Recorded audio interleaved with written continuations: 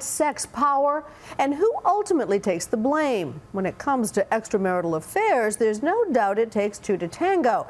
But in the aftermath of the sex scandal that brought down David Petraeus, the head of the CIA, many claim his mistress, Paula Broadwell, is taking the brunt of the ridicule. So, do women really pay the higher price when it comes to high-profile affairs? ABC's David Wright takes a look.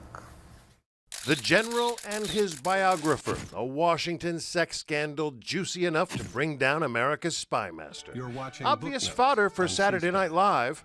Next on Book Notes, author Paula Broadwell discusses All In, which opened this weekend with a parody of a Paula Broadwell book reading. Lock the door, Paula, said General Petraeus.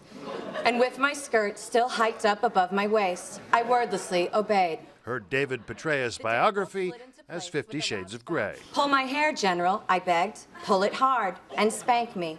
This week, the humor and the criticism came mainly at the woman's expense. I think it's very clear from the media treatment of the personalities involved that this is a form of theater and that it is a sexist form of theater in which whoever the woman is, she's always mocked, derided, and you know, that kind of mockery is not really aimed at the man. Powerful men do pay a price for their sex scandals. In Petraeus' case, it cost him his job and quite possibly a bright political future, though it's not entirely clear.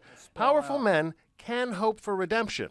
I did not have sexual relations with that woman. Bill Clinton's scandal may have wrecked his presidency, but eventually he got to become the elder statesman, whereas Monica Lewinsky will always be that woman. I understand that she now has a $12 million book deal to write about that, but nonetheless, that is the brand that she now has. She's been branded. Attorney Gloria Allred specializes in helping women cash in on rich and powerful cheaters, men like Tiger Woods or Herman Cain. She insists these men can restore their good names, in part by accepting financial responsibility. The American people are extremely forgiving. As long as a high-level person steps up and takes responsibility, asks for forgiveness. Except for John Edwards. John Edwards is always the glaring exception, because that was so egregious. John Edwards not only cheated on his wife, he fathered a baby and did it at a time when his beloved wife was dying of cancer. So for him, redemption may be trickier. As a society, do we reserve a special contempt for a woman that's perceived as a homewrecker?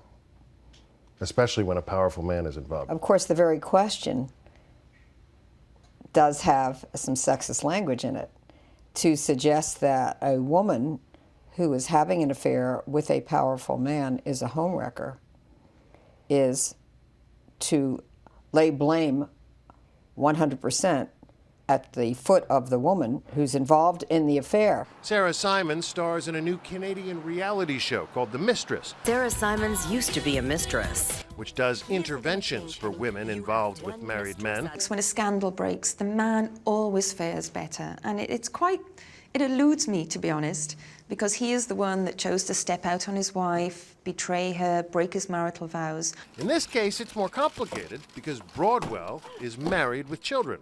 Feminist Naomi Wolf, who just published a new book on women and sexuality, says she doesn't condone adultery. I don't think it's up to me to give anybody a scarlet letter.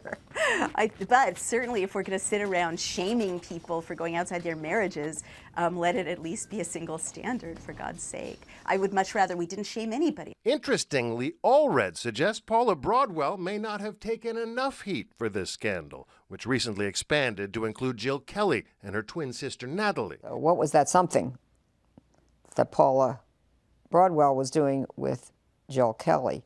Was it warranted? Was it not warranted? Did she go about it in the right way? Did she not go about it in the right way? There are just many questions. It sounds like you'd rather have the Kellys as your client than Paula Broadwell. Well, I don't have any comment about that. In fact, just today, one day after our interview, Allred announced that Natalie Kawam, Jill Kelly's sister, is now her newest client. I'm David Wright for Nightline in Los Angeles.